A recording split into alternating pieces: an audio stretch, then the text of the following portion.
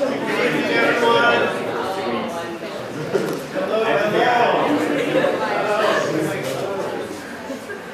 very excited to welcome everyone here tonight. We've got a great speaker, Hrag Vartanian. He's our third kind of headliner visiting artist. I wanted to do a little bit of an introduction. First, I want to thank everyone for being here tonight. It's a tricky point of the semester. You're either like really buzzed up on caffeine, or else waking up for an afternoon nap, perhaps. I hope. I wanted to thank the Art and Art History Department, as well as the School of Arts Communication, for sponsoring these talks. They really are quite something special. I'm particularly excited about tonight's speaker because I think his work, his practice, speak to the excitement and the novelty that is happening in art making and the art world today. And when I say that, I'm talking about things that have changed.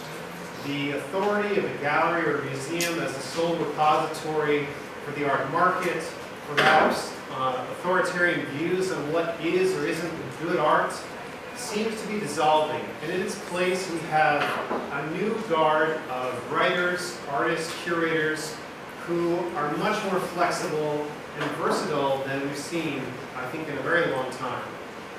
Hrag Vartanian is one of those people.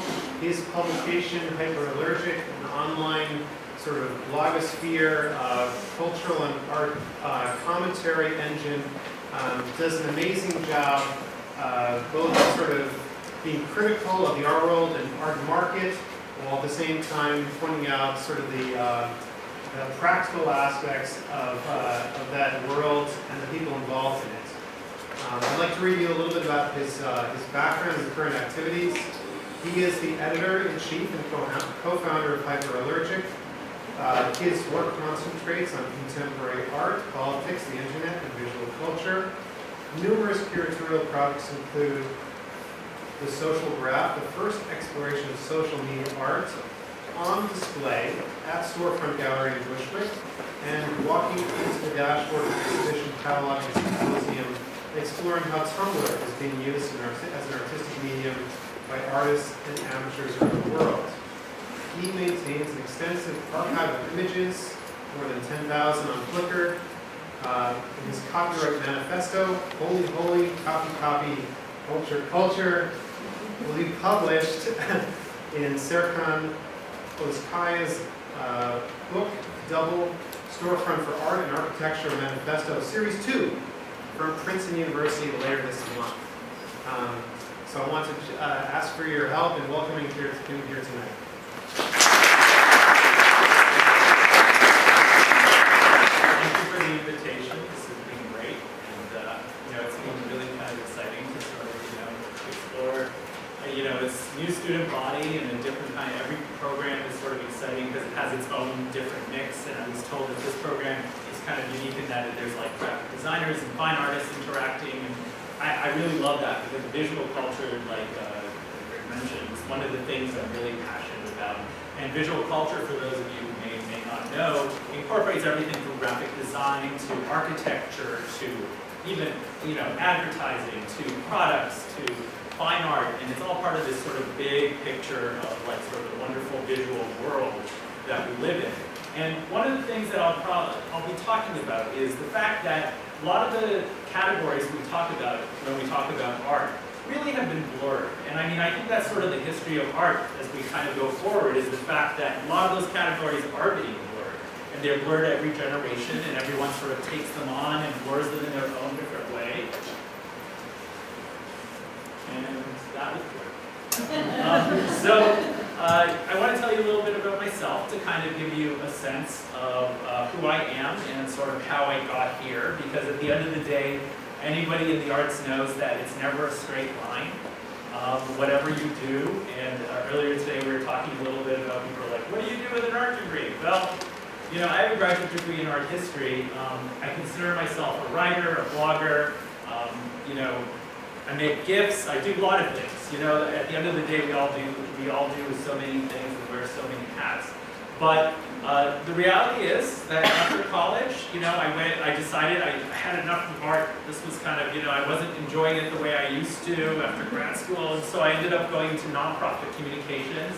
I worked at a college in Lebanon for a year, taught a little bit of graphic design there, taught a little bit about writing workshops. Then I decided I needed to go somewhere else, came to New York, worked in nonprofit communications, I helped build websites, humanitarian program stuff. And then of course, art lured me back in because, that's, at the end of the day, that's why we do it, is because it's something we love. But then the problem, of course, is like the problem of most people in the arts is how do you make a living out of it? And, so what did I do? Well, at the end of the day, I realized that I wanted to write a book, or at least I thought I wanted to write a book at the time. So I was really lucky that I had someone in my life who told me, well, okay, let's say you write a book about art or whatever. Who's going to buy the book? Well, I never thought about that. I mean, who's going to buy my book? So it all started, at that point, he was like, okay, you know what? Then, have you ever thought about building an audience before you write? I was like, okay, that sounds like a really reasonable idea. How am I going to do that? He goes, why don't you start a blog? I was like, why? This was 2006 probably, I can't remember, something like that. And at that point, people were talking about blogging, but no one really knew exactly what we were all doing with it. And Gawker was still small, and people didn't really have, there was Slate, and there was Salon, there were these other publications, but, there wasn't a lot of stuff going on in that field. So I started a personal blog, and I realized that, wow, I really discovered where I wanted my voice to sort of emerge. Because, I consider for my practice is, even though I'm a writer, I also consider images an integral part of what I do. And whether that's editing images, taking images, creating images, that's an important part, because if we're writing about visual things, that was a really big part of what we do. So at that point, it was, okay, so I started to get some traction. I realized these were the kinds of conversations I wanted to have, about art.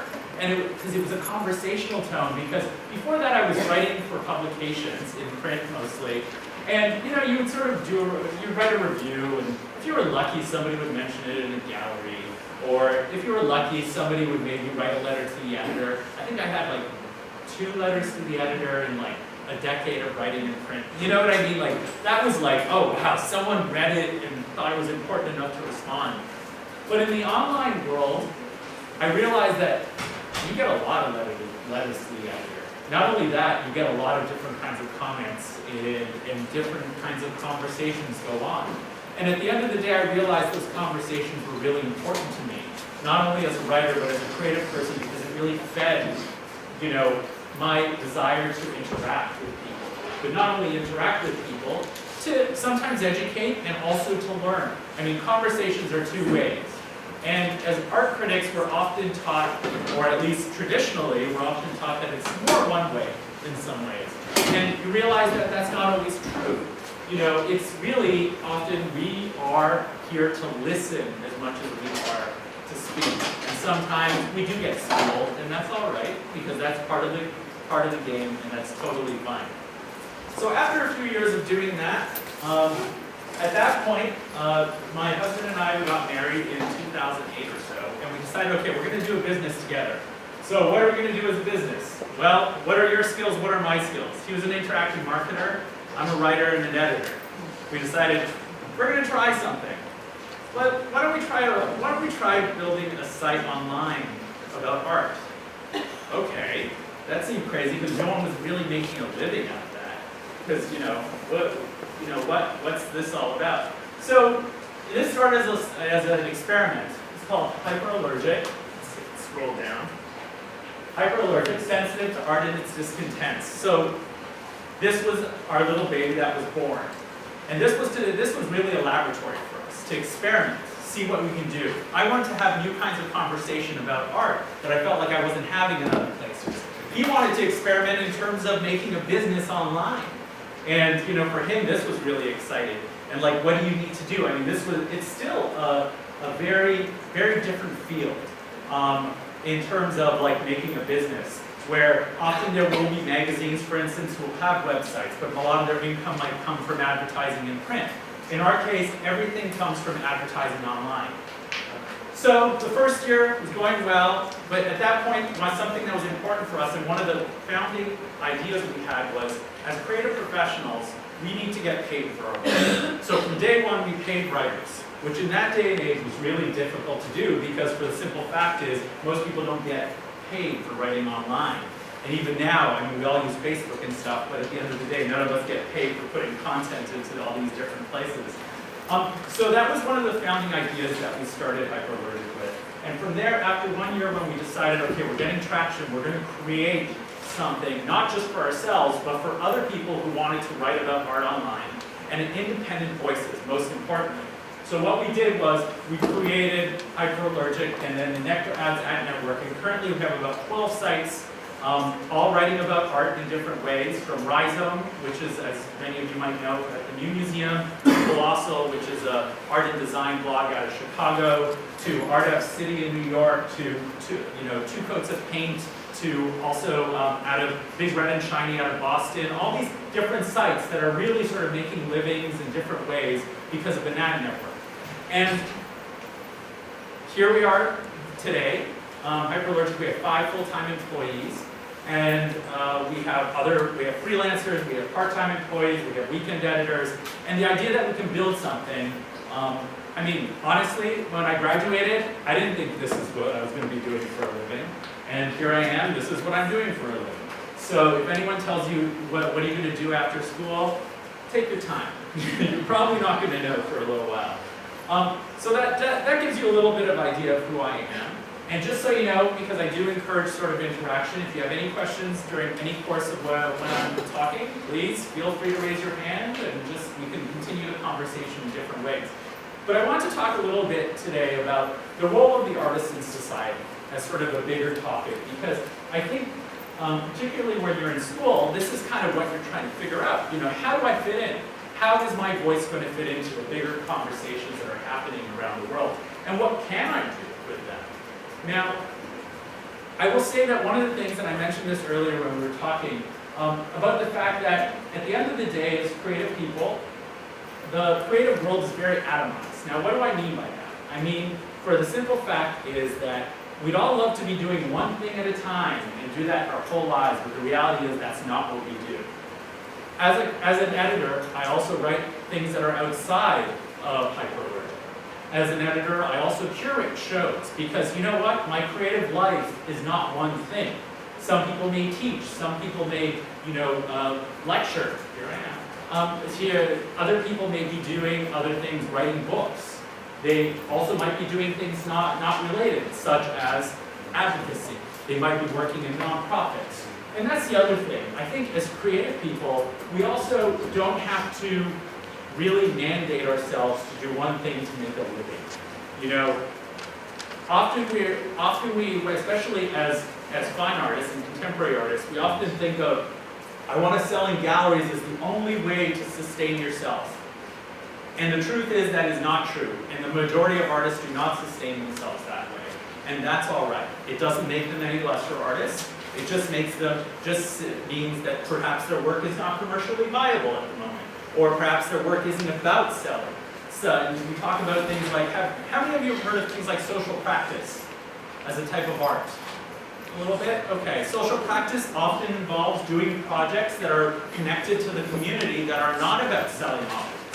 I know a performance artist who actually creates performances and is pretty well known in New York, Nate Hill, who actually pretty much refuses to sell stuff, and he doesn't want to sell anything. And he does public performances outside of the gallery context 99% of the time.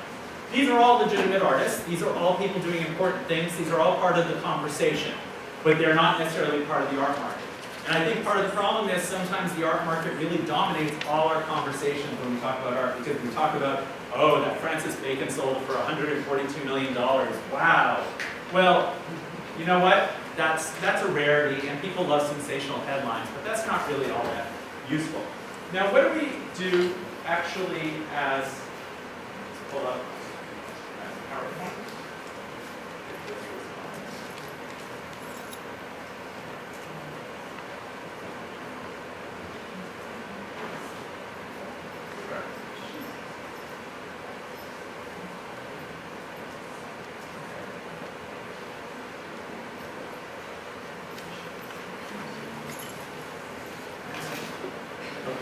So this was a class that we hosted at Hyperallergic about a month or two ago. And I love this. I took a picture of this, the whiteboard we were using at the time, because the class was actually about the arts and funding and people making a living and a life. And we asked everyone in the room who were either arts related or artists, and I mean artists of all types, of course. And we asked them, okay, other than actually making art, what do you do that is part of your job? These were all the things that came up. Like thinking about this is what actually consumes your days. This is actually what happens. Research and scoping projects, fundraising, people forget about this sort of thing. Development, promotional marketing, fabrication, construction, installation, archiving documentation, gathering materials, sharing, distributing, presenting, public engagement, talkbacks, donor nights, all these things, education, collaboration, negotiation, janitorial, the practical stuff, right? And this is the reality of what being a creative person is nowadays. It is not just making work. That is only part of the puzzle. Part of it is going to be invoicing. Part of it is making sure you get paid for things. Part of it is making sure that, if it's a work for hire, you have a proper contract. And this is true for everyone in every creative field. Because at the end of the day, there are things you might not know that are really important to know. Like for instance, did you know that if you do a collaboration with someone that both of you own the copyright equally, that person could sell the work without telling you? Did you know that? Well, it's a reality legally. These are things that you need to educate yourself about because these are going to actually impact you. So that's often, galleries will not, I'll tell you, I've met a number of artists, including A. Bronson from General Idea, who mentioned to me that he doesn't, even though institutions buy his art, for instance, a lot of galleries won't touch his art, or dealers or collectors won't because they don't like collaborations, for instance.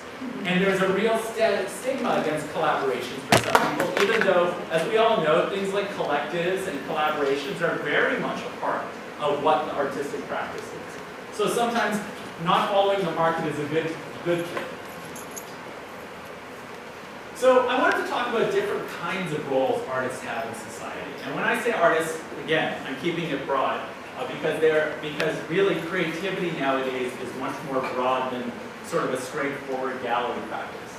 And these are some of the categories I wanted to talk about. And I wanted to kind of talk a little bit about some of the artists and different creative professionals that fit in. Now, when we talk about activists, I guess some of you may know who this is, Shepard Fairey.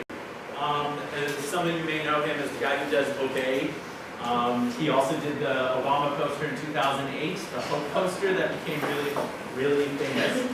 Now, it's an interesting thing about Shepard Fairey because he was both, he was considered a designer, but also an artist, and he sort of shifted roles in many different ways.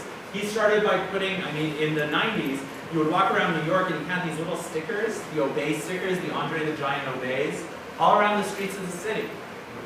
And I know one of the curators that put him in one of his first museum shows, which was strangely at the Cooper Hewitt. It was not at like the MoMA or something like that, because they saw this as sort of an emerging language in the world of design. And also an emerging language in the terms of urban graphics, street art, all these sorts of things. But he's an artist who, and I do consider him an artist, who has sort of used that graphic sensibility. He's transformed it and slowly built something and sort of rode the wave of street art and sort of the emergence of that whole movement. But he's also used it as an activist. So these, for instance, are two different posters he created in the last 4 or 5 years.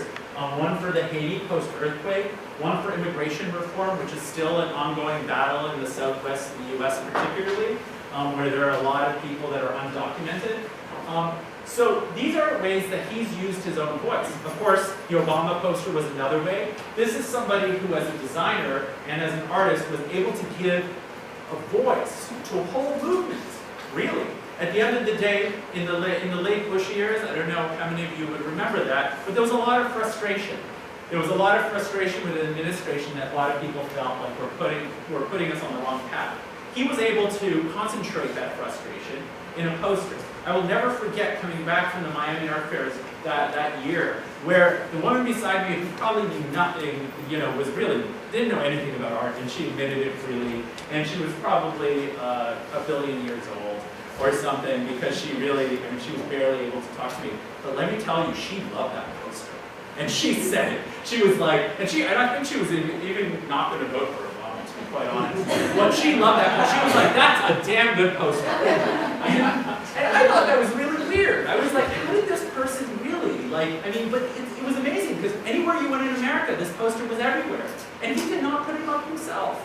People really sort of took this on as an image. People have changed it since then. But it really was something that he was able to really capture in a bigger moment. And this is the sort of thing that artists and designers can do that corporations really can't do, even though they really tried, you know, to do this kind of thing, where they're able to capture this moment and let people own it. Another example of this sort of activist artist, of course, is Ai Weiwei, which as many of you probably know, this is the Study in Perspective series, and this, of course, is the Study in Perspective towards the White House. He also has one in Tiananmen Square. He's also a perfect example of the kind of activist artist, as well as he's also an architect. Some people may not know that, but he has a number of buildings. He's also designed.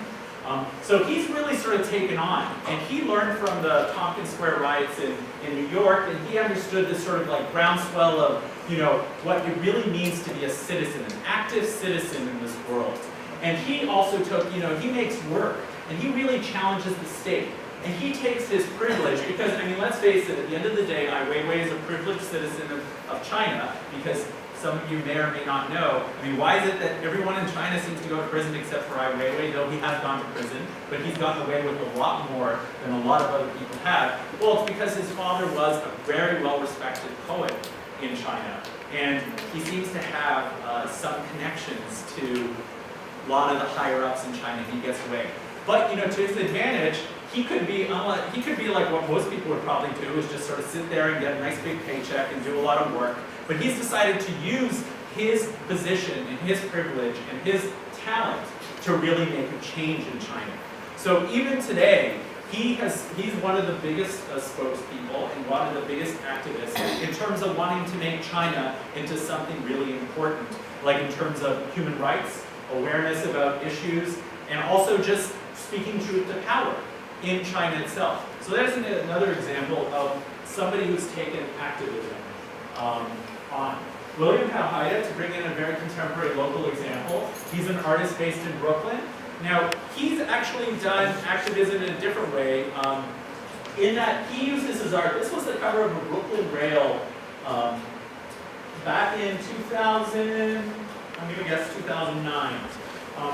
He actually started to see some, in the case of the Daka Janu show, and some of you may know the Greek billionaire tycoon collector, was having a show curated by Jeff Koons at the New Museum.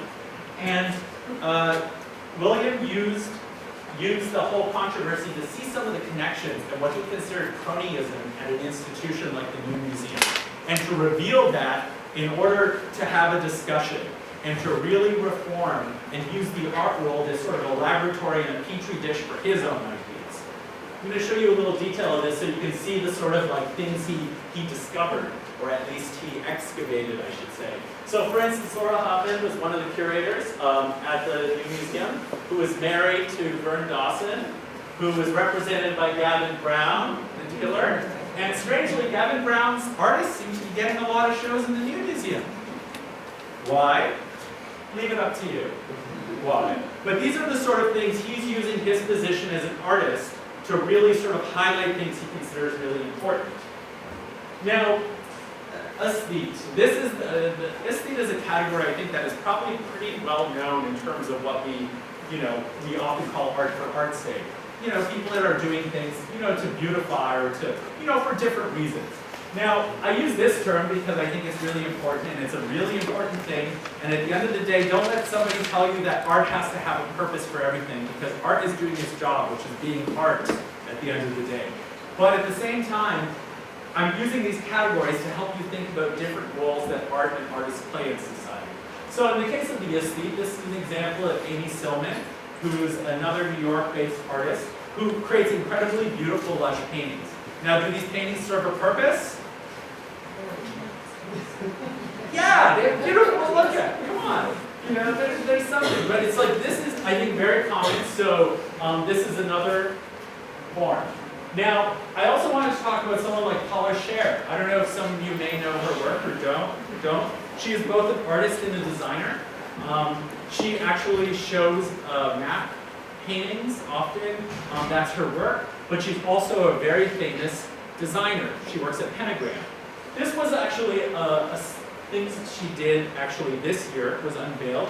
And some of you may or may not know, New York actually has a lot of beaches. Now, she was actually, these are the old beach signs right here. She was hired by the city to redesign the beach signage. And she really created these really beautiful, beautiful signs that sort of transform the visual language we take for granted in an urban environment like New York. And she not only, introduced ideas like photos into these kind of signage. And by the way, all the photos are actually from the spot the sign is, so you can see the beach exactly from there. These are like beautiful little touches, but this is what makes urban life really important. And she was able to transform this real, like, awful signage. Okay, maybe we're nostalgic, but not really that nostalgic for this kind of stuff. And created all these different things, looking at issues like typefaces and nostalgia and clarity and colors and people that associate. Now, yes, this has a purpose, but at the end of the day, it's about making something beautiful and something that people are really going to look forward to seeing and people are going to be able to interact with as part of our built environment. Now, another role that I think people don't think about a lot in terms of artists and creative people is as an educator and historian. Now, this is Hans Hake, who is, I think, a really important artist. This was a project he did in 1993, I believe, at the Venice Biennale in the German Pavilion. Now, I don't know whether you have heard of this project, but what happened was he discovered, and he's one that excavates, that really looks into the history of things that he sort of deals with. In this case, he discovered that the German Pavilion in the Venice Biennale was actually sort of refurbished for Adolf Hitler during the Second World War because he was really into presenting Germany as this great modern state that needed to have the best everything and represent itself as the greatest at everything. So he discovered that the marble floor in the pavilion was actually installed by the Nazis. So he destroyed the marble floor as his project.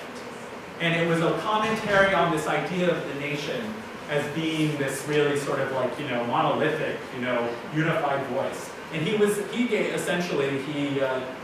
did what Ai Weiwei did to the White House. He sort of says you know what? I'm not going to do that. I'm gonna question that. So he took his role as artist and he introduced this whole idea that no one ever thought about. That's right.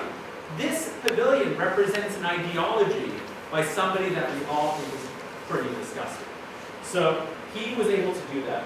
Another artist, contemporary-wise, Lauren Monk. I'm sorry, I talk really fast, so if you want me to slow down, just let me know. Lauren Monk, he is a painter, and he considers himself a painter's painter, but I think he's also very much a historian. And what he does is actually go out and look at locations where people live. He'll go to different neighborhoods. He wants to know where people, not only artists, that's say part of the abstract expressionists, where were all their studios? He maps them out. He finds out where did they all go eat? Where did they all go hang out?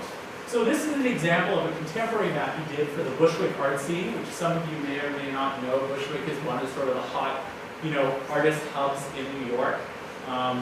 And he went around and he actually mapped out where a number of important figures in the movement have their studios, because this is part of history. But not only is it sort of really fascinating to look at as a historical document, I think it's a pretty damn good painting. Because he's really sort of playing it, and these are they're often very crusty, there's different colors, there's relationships, he really does sort of do the relationships in color in different ways to create different effects. So not only is it a beautiful object, he also wants to sort of bring in some knowledge that could be forgotten in 2 generations if no one looks it up and records it. This gives you a little bit of a detail to kind of give you an idea of the detail. And of course it's kind of unrealistic to think you're going to sit there and try to figure out which block they live on, because that's not really the point. So then there's the idea of the explorer. Now, Olafur Eliasson is, I think, one of the perfect examples of the explorer. This was a project he did at the Tate Modern in London. And, I mean, he essentially, I mean, it's pretty beautiful, right? I mean, he created this almost sun-like thing in the middle of a giant hall at the Tate Modern. People would come to this, and they would like lie on the floor as if there was a day at the beach. I mean, literally. People were like hanging out there. People were, I mean, he took over this space and he created something that was almost, could rival a sunset. I mean, it was really a magnificent thing. He's always trying to test the limits and explore what he can and can't do. He plays with our perception. Often he'll create a work where you walk into a room and there's like a mist cloud and you can't figure out how it's being generated and how it's not. So this is kind of the role he's taken. So he takes on almost like the scientist explorer, which is also something that Mark Dion takes on. Mark Dion is an artist, an American artist who works contemporary, who kind of has taken on the 19th century role, the 19th century explorer role in his work. Now, what does that mean? And why do I bring this one up? Well, partly because the fact is that no one did that before. You know, so you can invent your own work. And that's kind of the beauty of it. Now, what does he do? He sort of has a character he plays as an artist. He is the 19th century explorer. But he doesn't do it because he believes in 19th century exploration expeditions. He does it so he reenacts it to sometimes show how dumb they are, or how there's folly in this sort of action. Or also to question the sort of the patriarchy involved in the fact that a lot of these projects were really involved with colonialism. I mean, a lot of these expeditions were really about taking over a land, preparing it, you know, for settlement, or like, you know, this idea of like bringing knowledge back because, you know, we are the people that sort of keep all the knowledge and it all belongs to us and all these different kinds of ideas. But he takes it as part of his practice and he kind of makes it absurd. Like over here, he's organizing things by color. But at the same time, they're really kind of wondrous and they really do educate the public in terms of all these different things. Whether they're about these, you know, about all the garbage that's collected on beaches. It could be about like a certain species of animal that is now almost extinct. All these types of things, and he uses his podium to do that. So now, the other thing I'd like to talk about is inspiration. We don't talk about like, you know, people and how they inspire other people, and I think that's really important. Now this is Milton Glazer's, of course, famous I Love New York's logo. And, you know, it's so simple because at this point we sort of like, it's everywhere. No one really thinks about it. But someone thought this up. A designer thought this up and really captured a zeitgeist. And we'll talk about zeitgeist later, but he really captured sort of like a whole feeling of what it meant to be a New Yorker, what it was to love New York. But not only that, like Shepard Fairey, or like other designers and artists, he was also able to create something that people were able to own and really sort of take as part of their own. And that's something that also, you know, I think as designers and artists, and writers and other things, that's one of the things that I just started as an aside from this project is something to keep it in mind is things like memes. Memes are part of what we do every day now. They're part of the creative conversations we have. Are they going to be exhibited in galleries? Yes, sometimes even today. But it also is part of the conversation. And that's one of the important things I want to keep emphasizing is that is the conversation. Now, I brought this one in, even though a particular artist never made it, but this is an example of photography that changed the world. The famous blue marble image was taken by an Apollo mission in the 60s. And in many ways, people attribute this image to really launching a real strong part of the environmental movement in America and around the world, because people saw how finite the world was. This one photograph is not only one of the most reproduced images in the history of the world, it is also was one of the first photographs, because, you know, at the end of the world, you know, at the end of the day, we knew the world was round, it was finite, but we never saw it. And this photograph created that. And this is, at the end of this is an example of when an image, once it's created, could really have a viral effect in changing our perception. And there are many examples of this type of thing through history. Lewis Hine is an example of a photographer that did a lot for labor. The labor movement did a lot for things like children, underage working, where they were like, before Lewis Hines, there wasn't a lot of laws to prevent children from working in factories. And he was one of the individuals whose photographs did a lot to raise awareness about that issue. So that was another example of someone who's able to inspire other people to do things. There's also an element of activism in that, but again, all these categories are about blurring. It's not about being one thing or another. It's about being often many things at the same time. The provocateur. So this is actually this is the sort of thing that gets a lot of media headlines and people think is easy to do, but it's really not as easy to do as you think it is. This is Poster Boy, which is a street artist that many of you may or may not have heard of. And he would go around the subways of New York, and he would actually bring an X-Acto knife and cut things on the different subway posters. And he cut out shapes. So I think all these notes are cut out.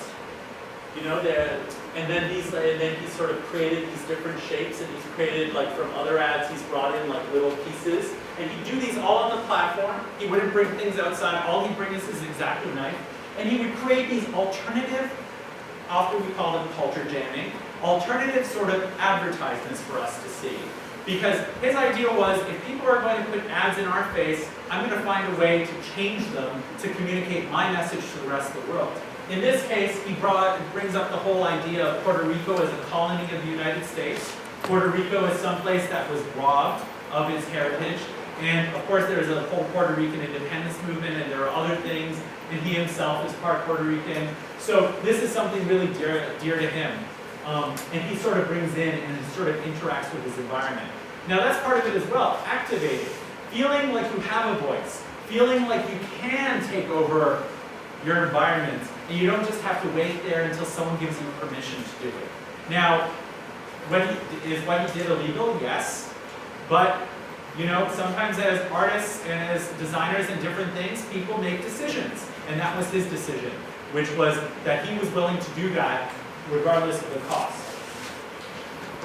Another example of an artist, or artist group in this case, the Guerrilla Girls, some of you may or may not know of. A perfect example of provocateurs, and perfect example of how they created a language that we use today, even in terms of being able to represent some of these ideas at the time. I mean, no one had a solution for it. In this case, this was a poster from the mid-80s, and strangely, a lot of this hasn't changed.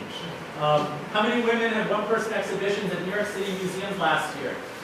It's amazing to think that only one in these 4 museums. Now, have things changed a lot? They've changed a little bit, but they haven't changed a whole lot, so it's definitely not 50%. That's certainly true. But they created these they were activists, but they were also provocateurs because they wanted to create this conversation. They wanted people to say, you know what? That's a good point. Now, why is that? And then really sort of dig deep. They also called out art critics who did write about women. More than 20% of their reviews. They also talked about the fact that, so many galleries, including a lot of galleries owned by women, were not showing women at all. And this is the kind of conversation that was important, and it's still important. Now then we sort of go to the idea of the philosopher, the artist, designer as philosopher. I brought in Buckminster Fuller. This was one of his Dymaxion world maps. And now a lot of people don't know Buckminster Fuller. We happen to have our office right underneath the Buckminster Fuller Institute, so I'm very schooled in what they do. But Buckminster Fuller was sort of one of these visionary people who really tried to reimagine the world. And that, at the end of the day, is what kind of a philosopher does. They not only reimagine, they try to understand the world and make sense of the world. And in this case, he came up with this really clever way of trying to figure out, okay, how can I show the accuracy of the world and the different sizes of the continents, because the current maps do not do that. And this was his solution. Why not break it up? Why do we need one flat surface? He also created the geodesic dome. He also created some really radical ideas about evolution, some of which were really kind of crazy. But you know what? Sometimes that happens. And even in history, all philosophers don't have really great ideas that last. Another good idea, I think, is Carl Andre is an artist who many people would consider a philosopher in terms of talking about his practice and talking about how work is made and talking about the artist's role in society, particularly as almost, we'd almost consider it, I think, monk-like in its sort of like devotion. I mean, I know recently Roberta Smith called herself a Judite, and some of you may know the New York Times critic Roberta Smith, which I thought was kind of unusual, but I guess we sort of forget, or at least I do, because I certainly am not of that generation, how there was a real sort of devotion to his ideas about art and what it meant at a time in terms of minimalism and sort of like taking out the sort of like the traditional language of what was associated with art and transforming that. And that was really important for a lot of people. Now, the satirists. This is Banksy, some of you may know, who recently did a residency in New York. Now, what does Banksy do that really sort of works? Well, he kind of makes fun of things. But he doesn't just make fun of things. He does it in a way that somehow reverberates with so many people. And this is an example of him not only making fun of the world, but making fun of himself. Because, let's face it, it's kind of true, and it's kind of silly because we're seeing the image at the end of the day, and it's not technically illegal, even though it is illegal, and all these types of things. Because if graffiti really did change everything, it would be legal, right? And so he really has a great way of sort of feeding into that sort of mass consciousness that a lot of people relate to. And I think that's something that designers do particularly well, because they're talking about a kind of a language that everyone can understand and be able to use that to, some would say manipulate, some would say educate, some would say provoke, or whatever they want to do, but that language is really important. Now, Hennessy Youngman. Does anyone know who Hennessy Youngman is? Good, okay. Well, the rest of you, I'm going to show a little bit of a video.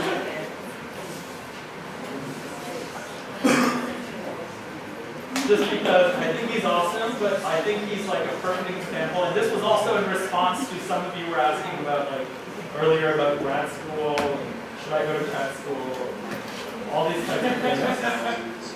Wait.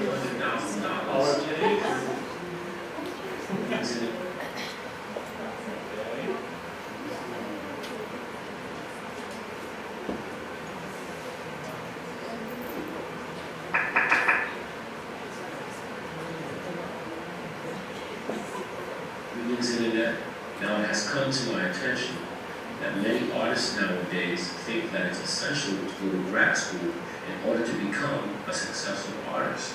But as any sane individual knows, paying tens of thousands, even like $100,000 for the privilege of making art in a university setting does not, and I mean it does not guarantee that you will become a successful artist. Sadly, a professional level education in the arts, it's not like using a toaster, you know what I'm saying, where you put in a pretty piece of white bread, knowing that you get a nice brown piece of artist toast.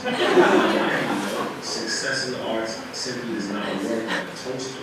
That being said, motherfuckers still want to drop like $60,000 to $100,000 on getting an MFA. And for what, really? You know what I'm saying? I mean, so you can be dry ass theory for 2 years or 3 years and then forget that shit within 6 months of graduating. That's how I'm watching it. Who gives a fuck about Michael Freed when you're desperately scouring lifeless job listings for any job that pays more than $12 an hour and has even the remote presence of art in the job description? You know what I'm saying?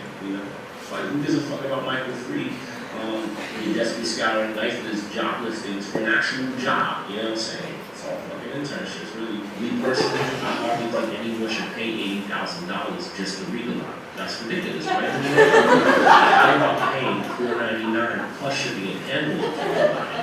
You see, internet, having friends and even a family member who has an MFA means that I have access to all of their graduate school readings. And for the first time ever, all these readings have been compiled onto a single DVD. It could be yours for the very low price of like $5 fucking dollars. Into massive debt just so we can be able to hold the end of a conversation at a creative time benefit. You know, that makes no sense in the net, but for $4.99 plus shipping and handling, I definitely think it's worth it. Now, I know some of you were saying, Hennessy, grad school is more than just reading. What about the studio visits? The bit that you actually write. That's why on this DVD I've also included over 19 video prompts that you can play in your studio or wherever you make art. That's right, when you're in the studio, start talking about your art and just play one of these video prompts at random, and you will now have critical feedback from you. Check it out. Shit, look at the time. I have to go to my next credit. I'm sorry, could you say that again? I'm having a hard time understanding your accent. These video responses are only available if you order now. So if you think you're stuck in your arts career, spending $4.99 will set you free from that rut. So yeah, not only do you get a $60,000 to a $100,000 education for like $5, you also get the shiny DVD, and you probably do like 4 or maybe 5 lines of cocaine. Peace. I'm so contemporary, which means I'm playing outside. Make everybody know, yo, nigga,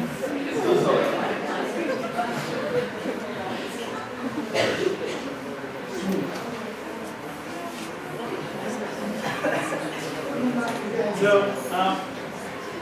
Hennessy, aka Jason Newson, he actually did sell those, and of course, it's sort of fun. But this was actually, wait, no.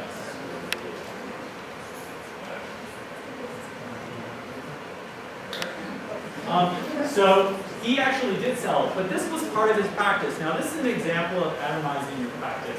He also creates other work. He actually considers himself a painter.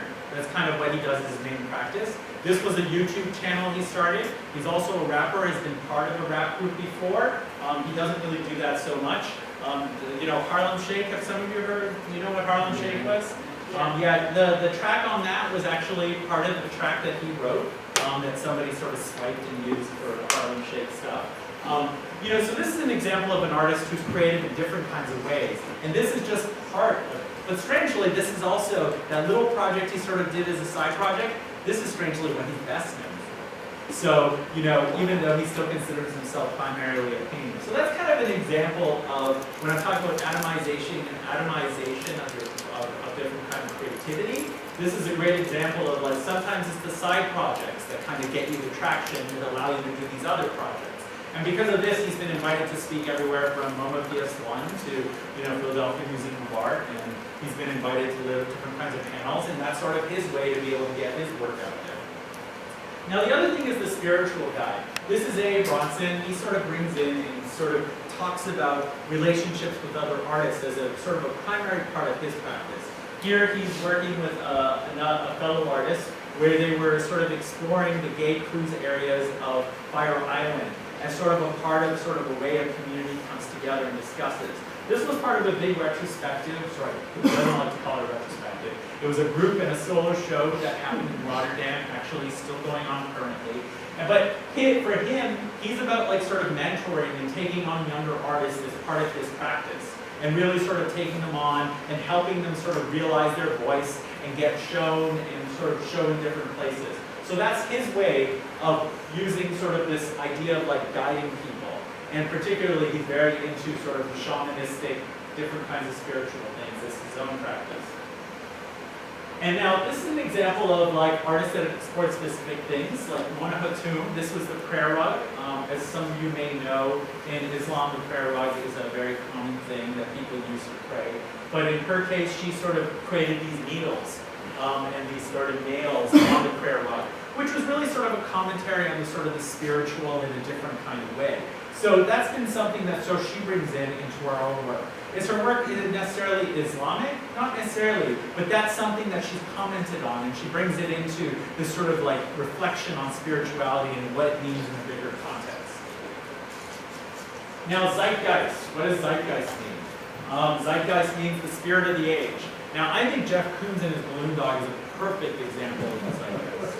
Now, why is that? Some people may go, oh, well, he's just some sort of, rich millionaire, billionaire dude. Well, I think in this case it's perfect because he sort of captures this sort of idea, particularly in the aughts, like, you know, in the first decade of this century, where there was really sort of an emerging class of super wealthy, super, you know, pampered people who are really sort of collecting these objects that often, and I don't know whether you know this, there are certain objects that are never touched with the human hand. And often a lot of Jeff Koons objects, or some of those, Murakami is another artist, where literally a human hand has never touched the object. And it's actually part of the appeal of the piece. Now, if you think of the ultimate pampered object, it would be that object that you could never touch, because if you touched it, it would probably come down in value. And I'm not kidding. So it's like, this is the kind of like the ultimate object, I think, that captures the zeitgeist of the major collector that emerged and that we're still dealing with, and probably bought the $142 million Francis Bacon. You know, that sort of emerged. So he really has sort of captured something that didn't exist before in the same kind of way, except maybe in like Versailles in the 18th century, and strangely, of course, he's exhibited in Versailles, so that's kind of fitting. Another example of an artist that sort of captured the zeitgeist is Barbara Kruger.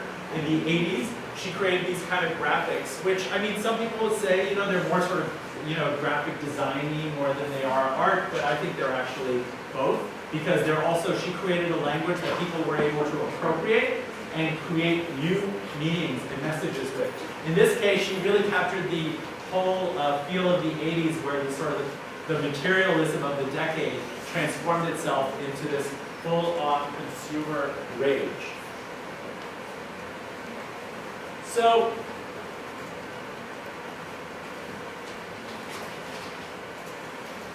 these were kind of different kind of, I guess it just goes back to the main one.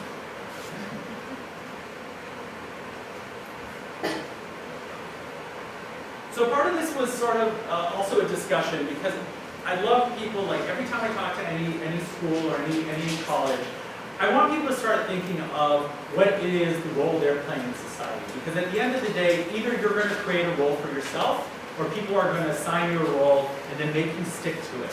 And at the end of the day, we don't want that, because we want to create our own individual voices.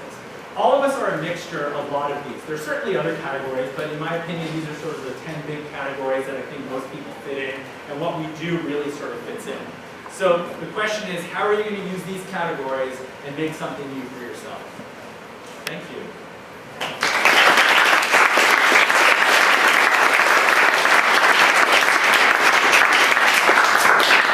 If anyone has any questions, I'd be happy to answer. Yes?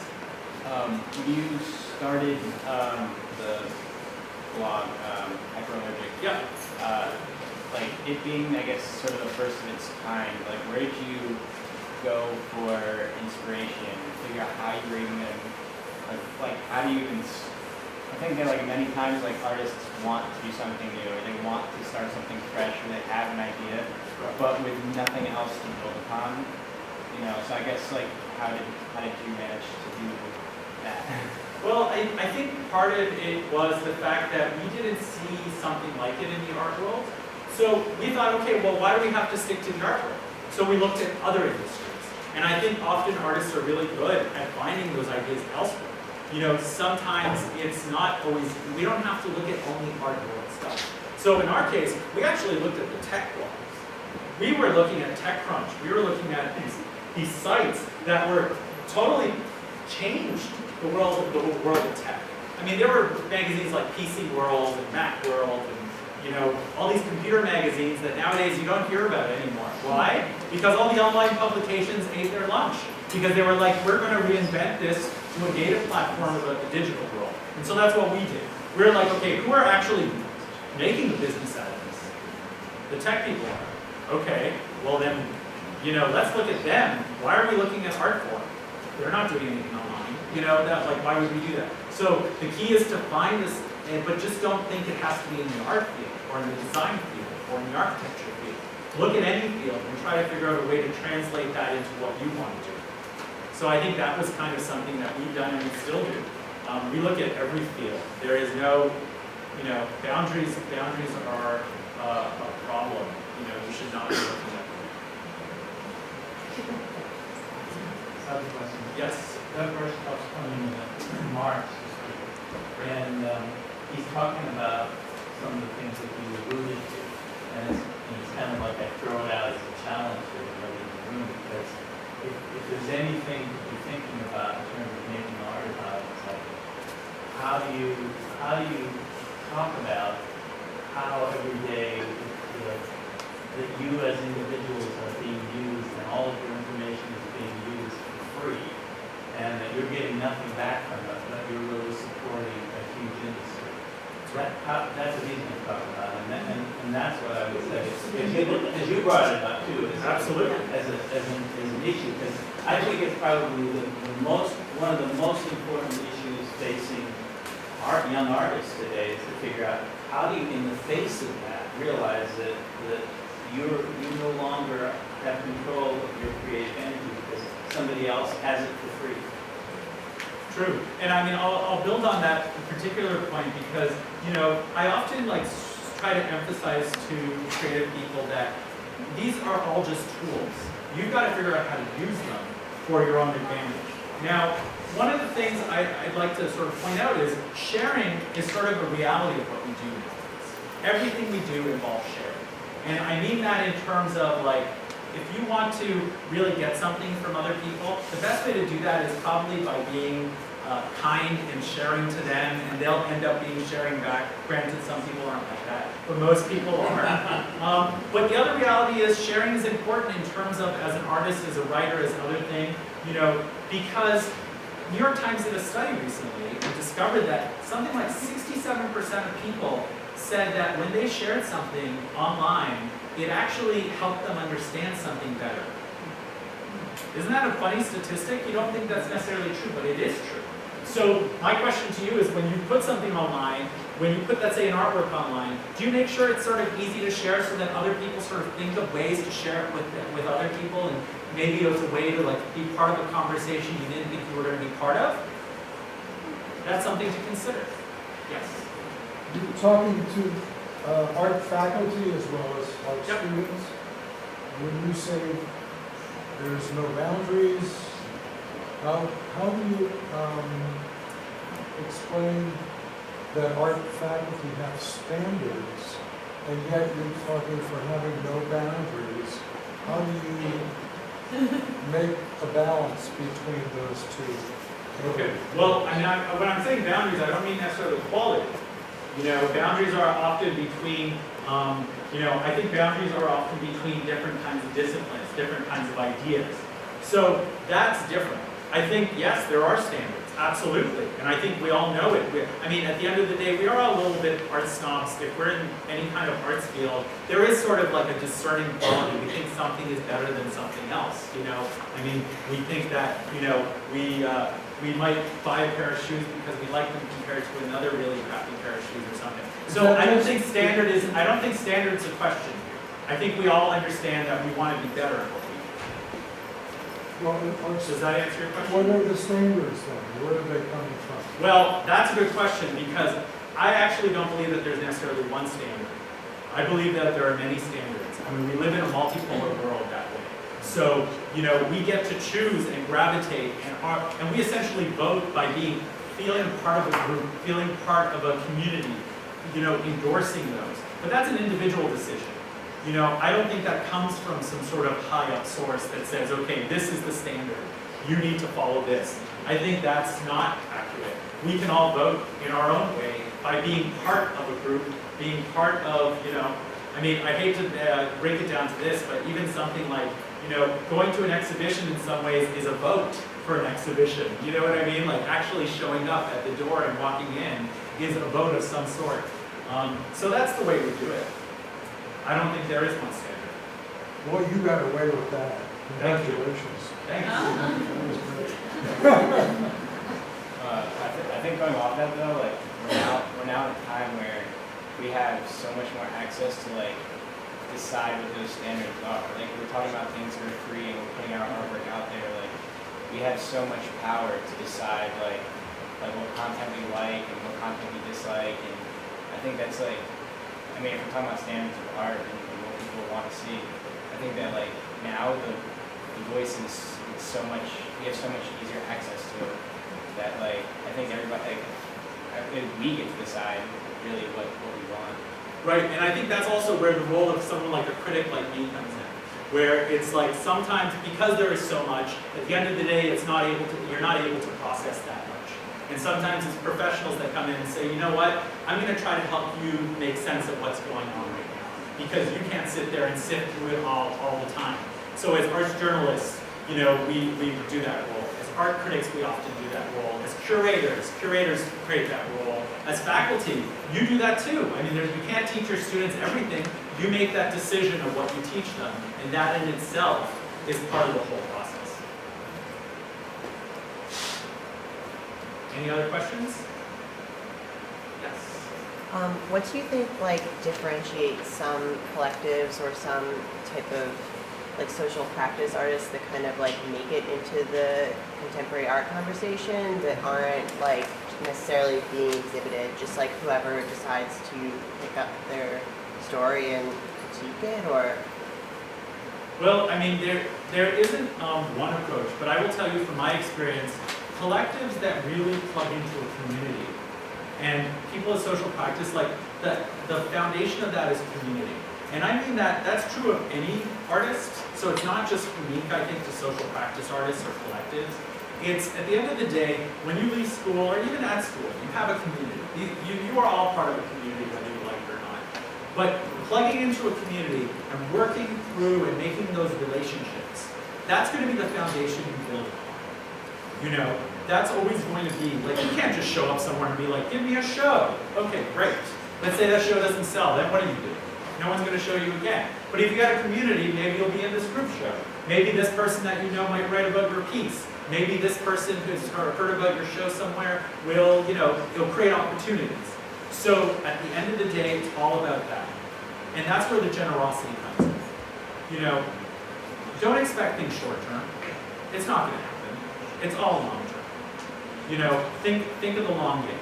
At the end of the day, I've also seen people who've done really well short term, and then long term, no one wants to deal with them again. They're burned out. The market takes over their work. They sort of like, they start doing things they don't want to because their dealer is telling them they need to be doing these because it's the only thing people want to buy. I mean, it happens. It's not crazy. I mean, this is real, you know. And I think the same thing is true of critics. Like, I often tell, like, you know, it's so funny. When critics are young, they're also angry. We all are. We're so angry. But then it's, you know, and I often tell, like, the younger writers that start writing for Hyperlogic, it's like, think of it this way. If you're angry, and you always write angry, you're going to attract angry readers and angry followers. And let me tell you, in 5, 6, 7, 8 years, you're going to be like, why are my followers so angry? You know, you're not going to be able to like break free of it, right? But if you're like a regular sort of critic, you're sort of, sometimes you're angry, sometimes you're happy. Sometimes you do things that are frivolous, and sometimes you do things that are really serious. And it's sort of like a normal relationship you build. So it's about building those relationships. So as a collective, those relationships, when you plug into a community like Bruce High Quality Foundation, there's an example of a collective that, you know, I mean, I have some critiques of them, but I think some things they've done really well is they've plugged into their local community, and people sort of like almost championed them. Like, people in Bushwick were practically cheering when they got a solo show at the Brooklyn Museum, because they felt like, oh, one of our own is sort of like doing something really awesome. At the end of the day, that's kind of what you want, right? You know, and they're giving back by creating sort of this Bruce High Quality Foundation University and these sort of like schooling opportunities to bring other people in and kind of like share their knowledge and what they know and stuff. And that's how they've really sort of given back to their own community, so the community doesn't feel alienated. Does that make sense? Anybody else? Thank you so much.